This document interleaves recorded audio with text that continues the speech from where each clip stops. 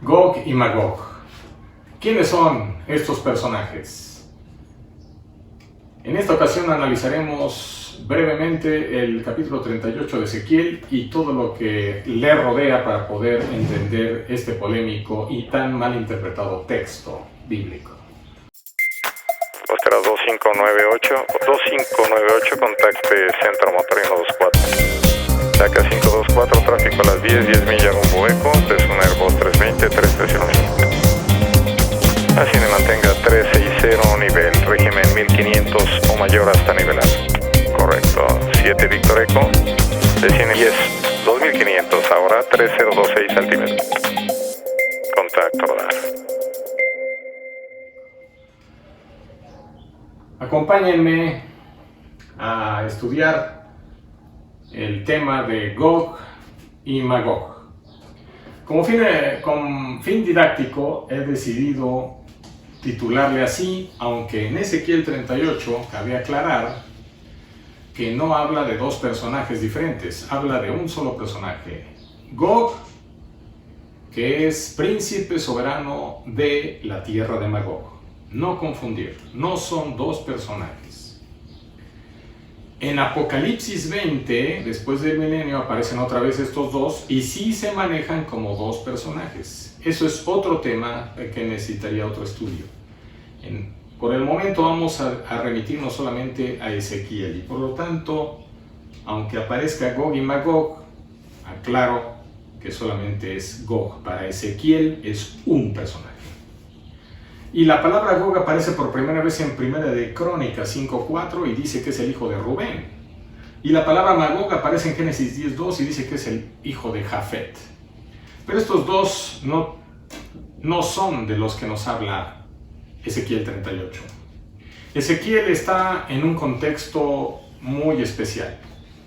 Hay que entender que el libro de Ezequiel se escribió en el exilio.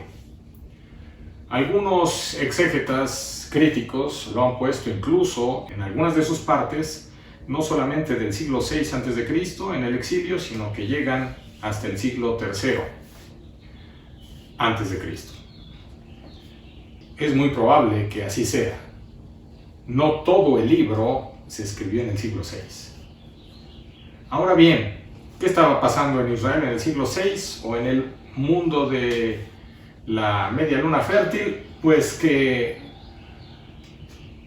Babilonia tomó cautivo al reino del sur y se los llevó a las tierras mesopotámicas. El capítulo 37 es el contexto de estos dos textos, 38 y 39. En el 37 nos habla de los famosos huesos secos que de repente toman carne, un espíritu los vivifica y regresan a la vida. Y con eso se está refiriendo precisamente a una profecía de Ezequiel muy alentadora en donde nos habla de que habrá un retorno de Israel y entonces Israel se volverá a vivificar, tomará otra vez carne porque estaba muerto y tendrá nuevamente vida. ¿Cuándo? Cuando regrese de Babilonia a reconstruir Jerusalén. El exilio es muerte, el retorno y la reconstrucción son vida. Pero ese retorno no se va a dar con los babilonios. Los babilonios van a tomar Israel y se lo van a llevar cautivo, como era su costumbre con los pueblos que conquistaban, y los asignaban a una área o gueto en donde vivir. Pero cuando Babilonia tenía ya prácticamente 50 años, casi 50 años, con los israelitas en su tierra, cautivos, los persas invadieron, lucharon y conquistaron Babilonia. Ahora los persas eran los dueños de las tierras, los dueños de Israel y también quienes tenían ahora cautivos a los judíos en la otrora Babilonia. Los persas son precisamente los que van a permitir a la larga que los israelitas regresen a reconstruir Jerusalén. Ahora bien, un segundo punto que hay que tomar en cuenta son los nombres y representaciones de los nombres. Aquí habla de muchos nombres. habla de Gog, príncipe soberano de Mesec. Ahí hay unas Biblias que tienen una traducción pésima y que le ponen Rosh, o Rush, o Rus de Mesec. Y con eso le dicen, ahí está Rusia. Eso lo veremos al rato. Pero ahí no dice Rusia, ahí dice príncipe, cabeza, y en hebreo se dice Rosh. Los nombres son varios. Aquí en el texto de 38 aparecen Mesec y Tubal. Aparecen también Persia, Cus, Fut, Gomer, Togarma. Y también aparecen otros pueblos que se llaman Saba y Dedán. Y así podríamos agregar más. ¿Quiénes son esos misteriosos pueblos? Y entonces todo el mundo se pone a echar casi suertes para determinar quiénes eran. Me quiero limitar por el momento nada más a hablar de la palabra Gog, que es la que nos interesa. A través de la historia se le han asignado muchísimas interpretaciones y representaciones posibles al nombre de Gog. Las interpretaciones antiguas, estoy hablando desde el siglo mismo, desde el siglo VI antes de Cristo hasta la fecha, bueno, hasta la iglesia primitiva, fue que Gog era Giges, un rey libio del siglo VI antes de Cristo. La enciclopedia judaica, el Corán, en esta era cristiana, asigna que eran los griegos Gog, y que en los tiempos de Alejandro el Magno se construían unas barreras, y eso dice el Corán, y entonces finalmente Gog logró romper esas barreras e invadió. Bueno, esas son en Qumran, los esenios, por ahí del siglo II, 1 antes de Cristo, también dijeron que eran los eleusidas o los griegos invasores.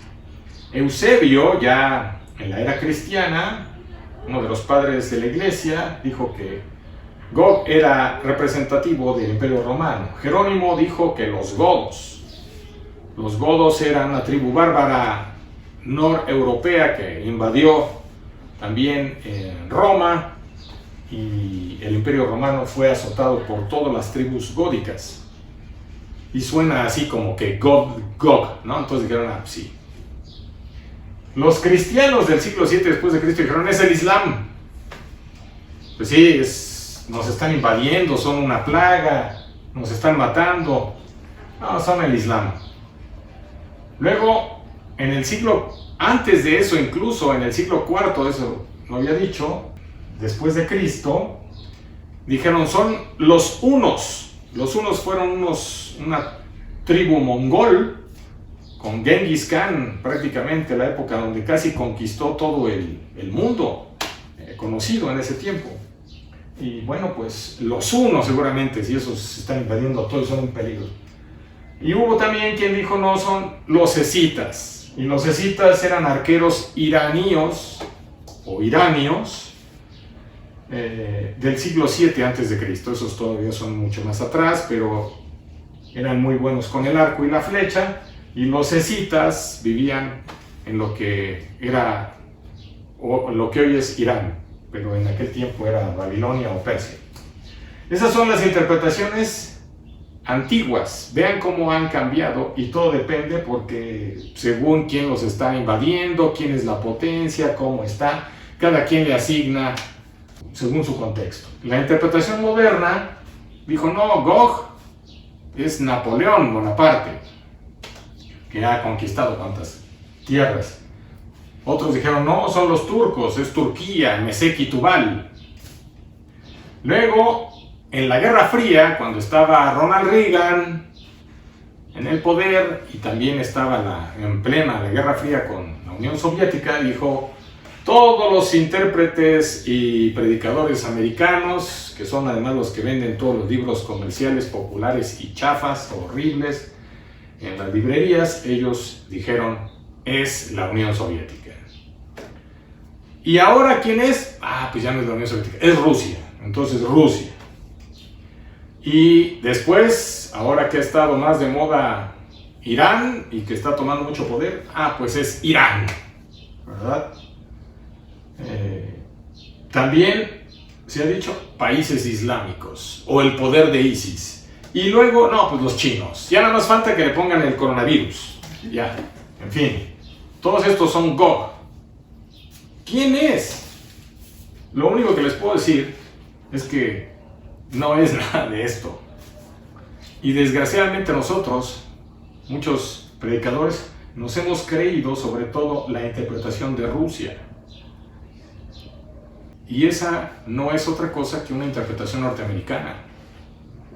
Yo me pregunto, ¿cómo interpretarían los cristianos de Rusia semejante texto? Entonces ellos dirían, no, pues es Estados Unidos, o quién, ¿no? ¿Por qué nos echan a nosotros la culpa? Y más los rusos cristianos, ¿no? Lo que sí les puedo decir es que en Babilonia había un dios en ese tiempo que se llamaba Gaga. Era un dios babilónico. Y Gog, en sumerio, significa oscuridad. Aquí ya empieza a haber algunas pistas. Vayamos al punto 3, la interpretación.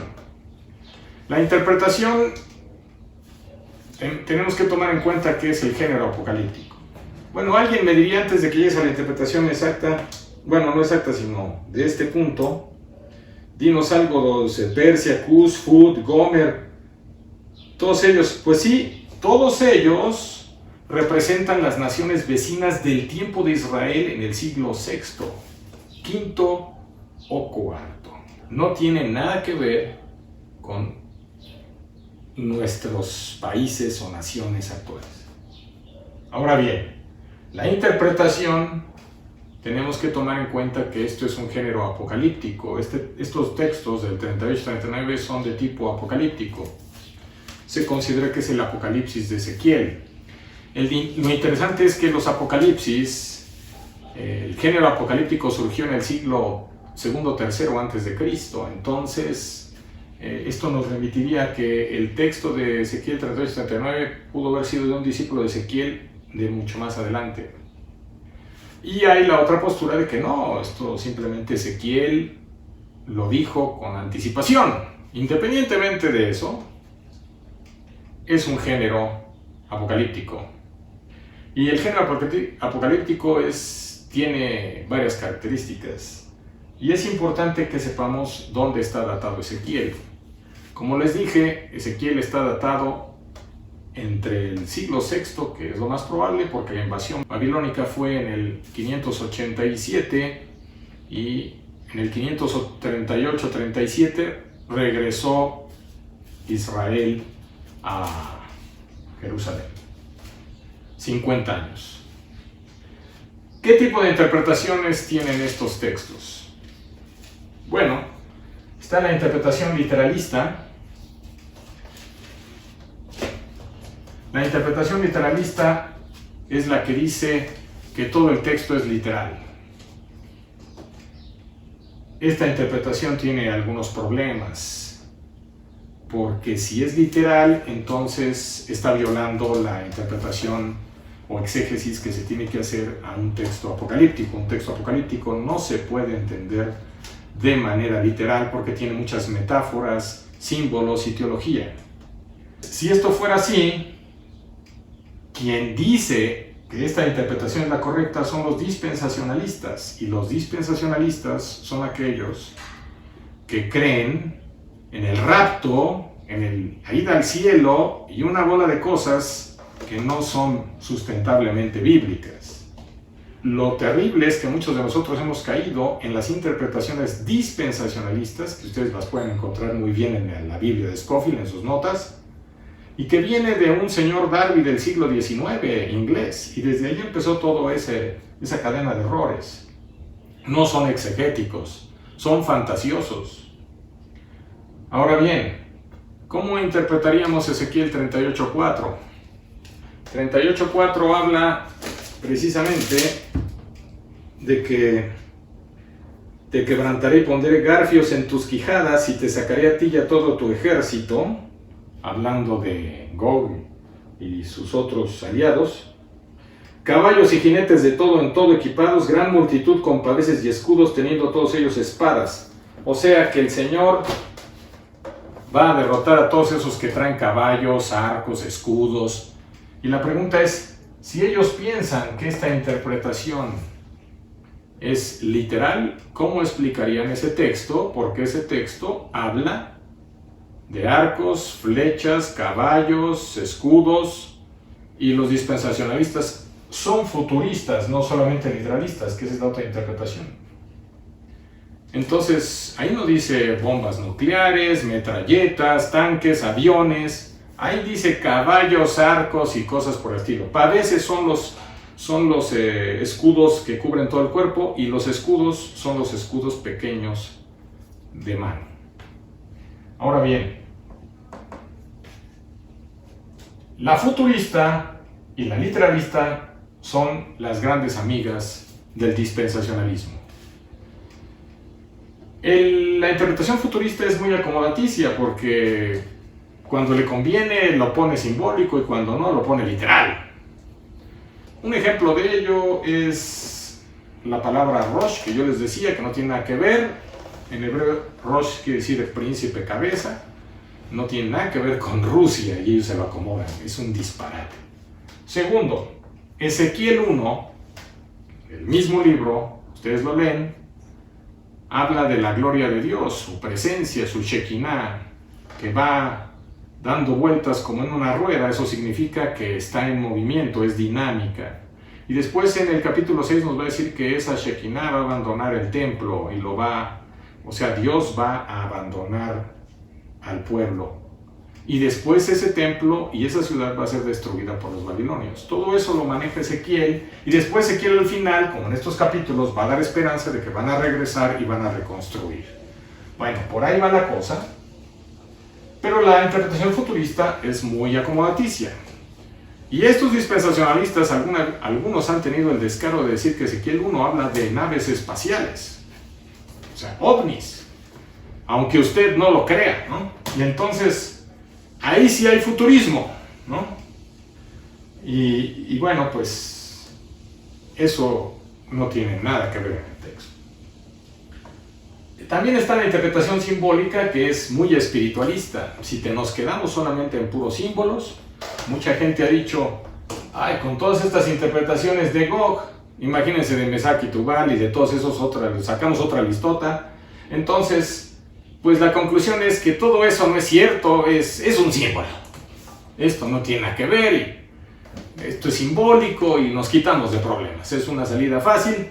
O bien, los que dicen, como es simbólico, entonces es una enseñanza espiritual, y lo que nos va a narrar es el relato de una guerra espiritual donde Dios triunfa sobre los malvados. Y entonces lo traspasamos a la teología de la guerra espiritual de los carismáticos dispensacionalistas de la presente temporada o de la actualidad. Nada que ver tampoco, hermanos.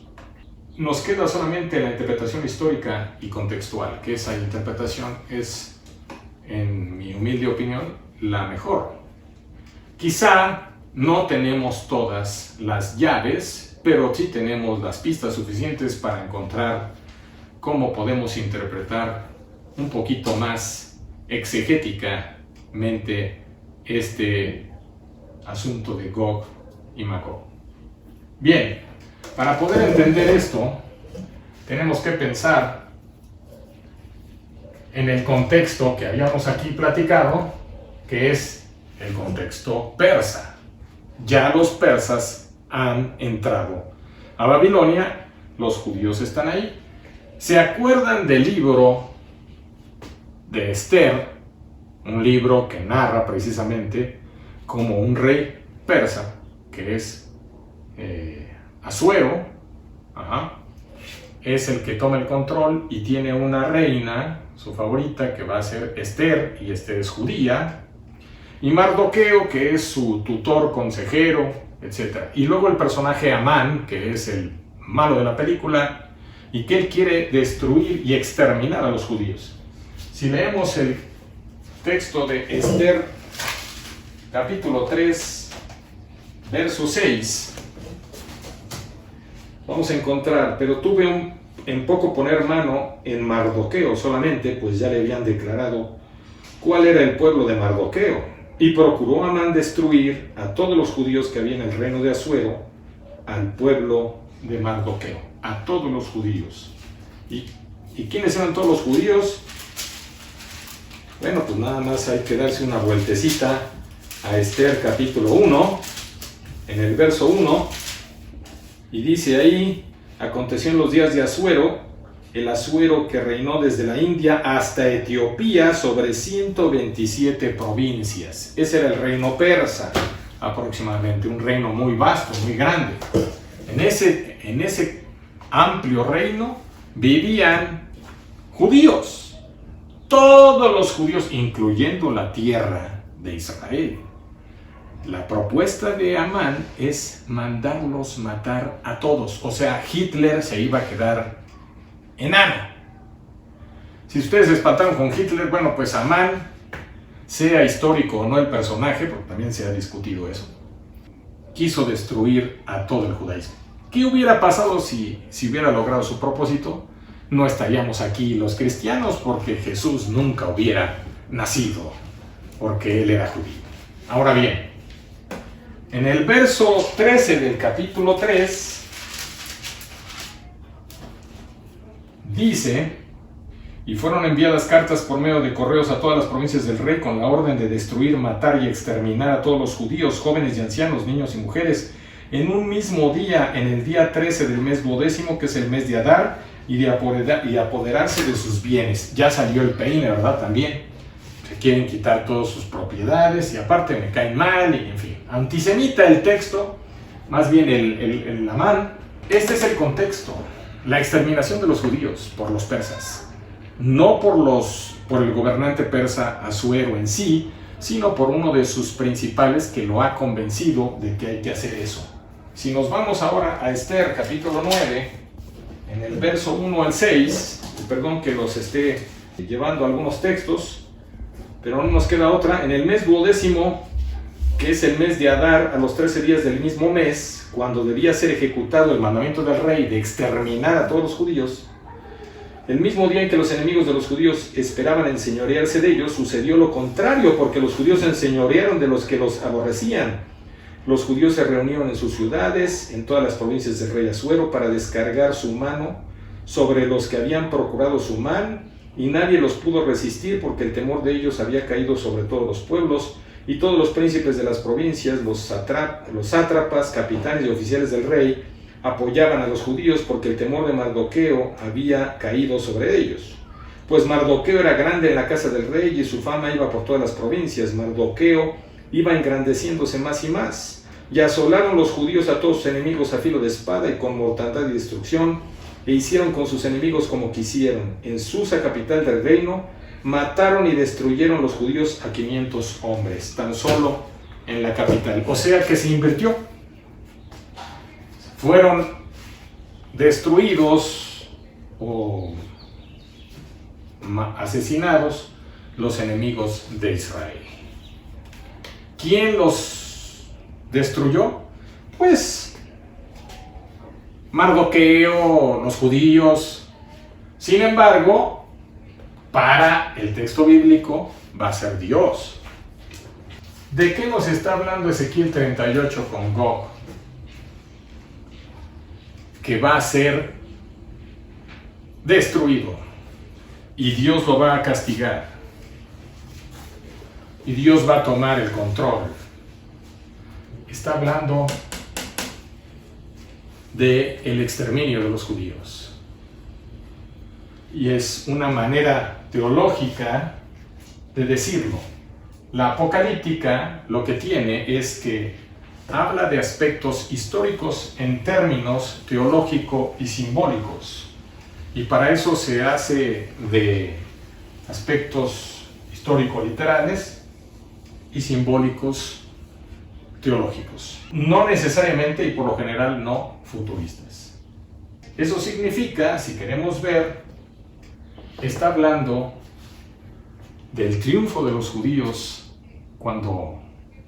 sobre los persas, pero Eso se va a ver reflejado en el libro de Esdras y Nehemías, en el capítulo 4 de Esdras y en el capítulo 4 de Nehemías. Lo vamos a ver. Hay quien dice, no, es que esto no puede ser. ¿Cómo explicas Ezequiel 38 del 18 al 23? Ezequiel 38 del 18 al 23 nos habla el juicio contra Gog. En aquel tiempo, cuando venga Gog contra la tierra de Israel, dijo el Señor, subirá mi ira y mi enojo, porque he hablado en mi celo y en el fuego de mi ira, que en aquel tiempo habrá gran temblor sobre la tierra de Israel, que los peces del mar, las aves del cielo, las bestias del campo y toda serpiente que se arrastra sobre la tierra y todos los hombres que están sobre la faz de la tierra temblarán ante mi presencia, se desmoronarán los montes y los vallados caerán y todo muro caerá a tierra, y en todos mis montes llamaré contra él la espada, dice Jehová el Señor, la espada de cada cual será contra su hermano, yo litigaré contra él con pestilencia y con sangre, y haré llover sobre él, sobre sus tropas y sobre los muchos pueblos que están con él, impetuosa lluvia y piedras de granizo, y será engrandecido y santificado ante muchas naciones, etc.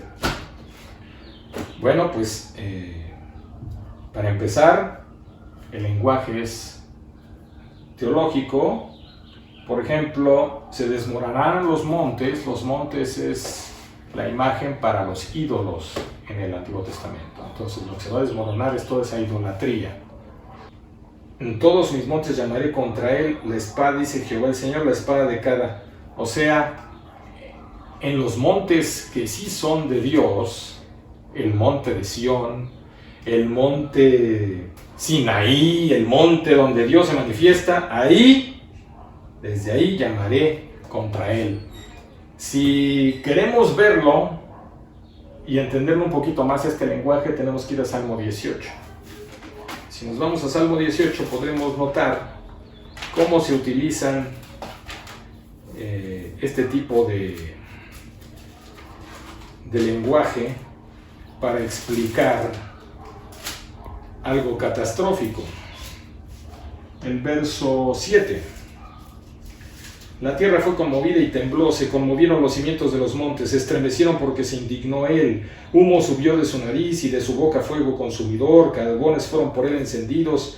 Inclinó los cielos y descendió, y había densas tinieblas debajo de sus pies. Cabalgó sobre un querubín y voló sobre las alas del viento, puso tinieblas por su escondedero, por cortina suya alrededor de sí, oscuridad de aguas, nubes en los cielos.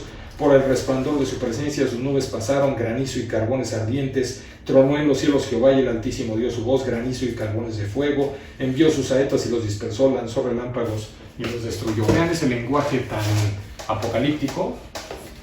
Es el mismo acá de Ezequiel 18, muy parecido, pero vean el contexto. Si ustedes leen el Salmo 18 al principio, y es parte del texto, dice: al músico principal, salmo de David, siervo de Jehová, el cual dirigió a Jehová las palabras de este cántico el día que le libró Jehová de todos sus enemigos y de la mano de Saúl. O sea, está hablando de cuando se enfrentó con Saúl y finalmente Saúl salió derrotado. Está hablando de un hecho histórico pasado.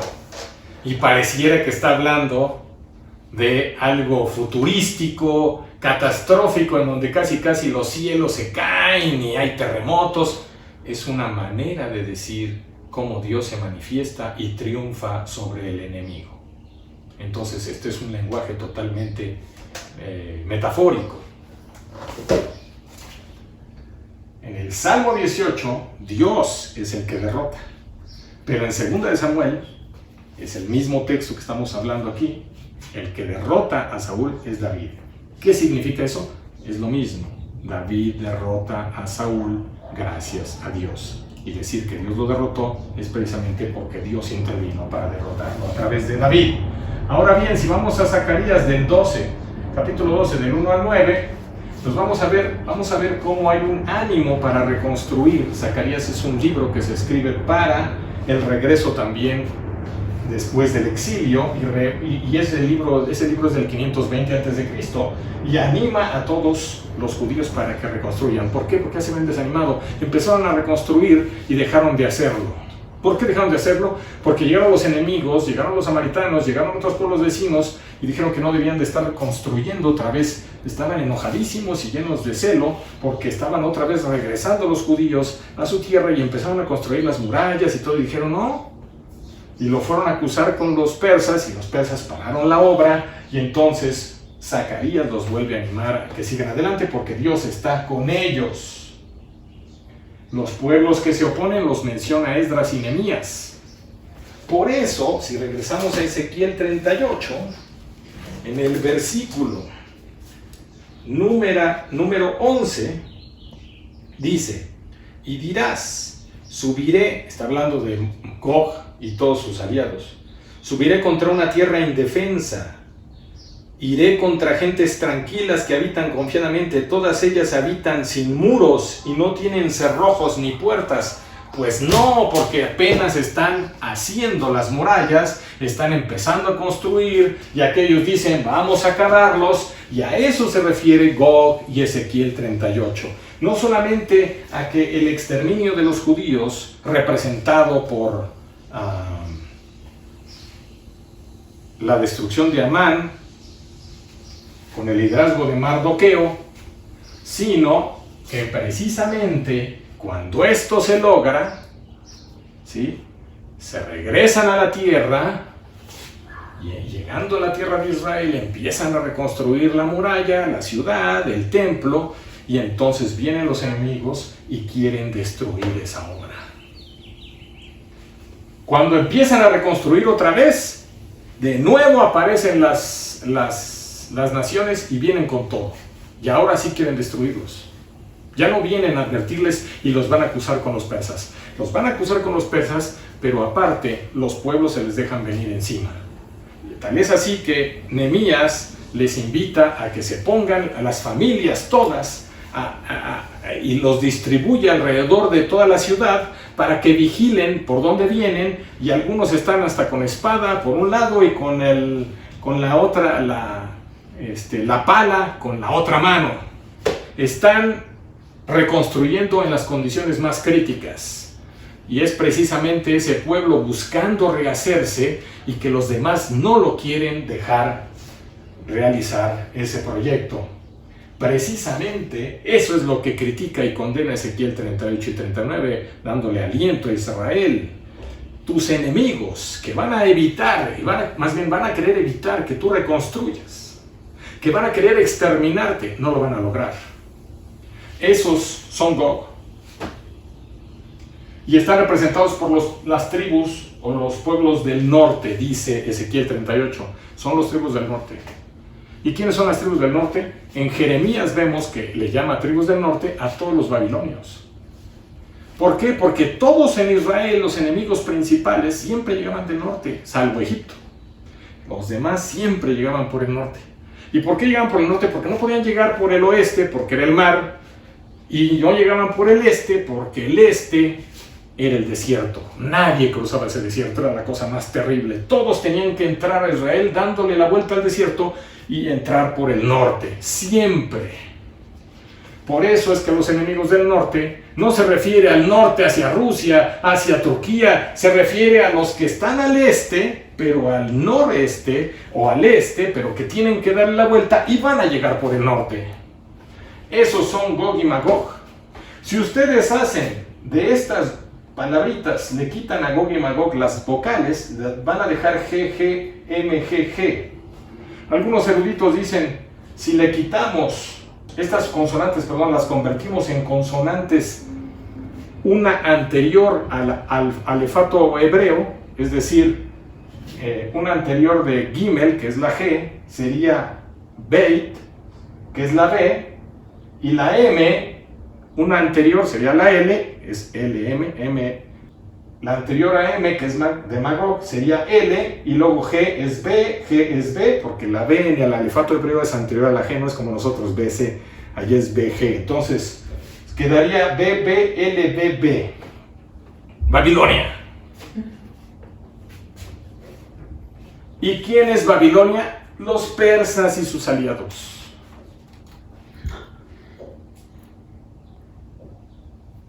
¿Por qué los persas y sus aliados?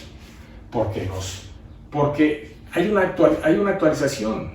Lo que hacen los textos apocalípticos es llevarnos a un texto, a un nombre antiguo, y lo retrotraen para actualizarlo o contextualizarlo en la enemistad o en la lucha que se tiene. Por ejemplo, en Apocalipsis se habla de Babilonia, y Babilonia ni existe, está anacrónica, ya no tiene nada que ver, y Babilonia representa el Apocalipsis, Roma, el Imperio Romano. Aquí pasa algo parecido. Aquí se habla de Babilonia, pero en realidad está hablando de los persas y de todos esos pueblos que no quieren que reconstruyan. Finalmente, después, si ustedes quieren analizar, alguien dice, todas las naciones son otra posible objeción a todo esto que estoy mencionando. Ahí dice que todas las naciones. Sí, pero todas las naciones en el mundo bíblico se refiere a las del mundo conocido, no a las de todo el mundo, ni se refiere a que va a venir Estados Unidos o va a venir China. No está hablando de eso, es del mundo conocido del Medio Oriente y un poco de Europa. Finalmente, termino con Ezequiel 38:13. Ezequiel 38:13 dice así.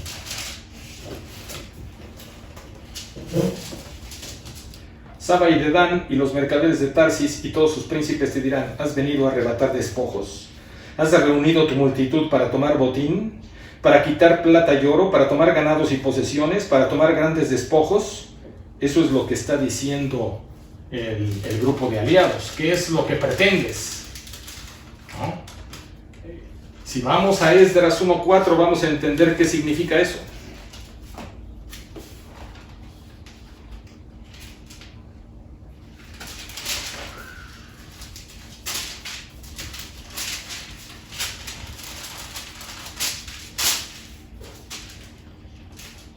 Y a todo el que haya quedado en cualquier lugar donde more, ayúdenle los hombres de su lugar con plata, oro, bienes y ganados.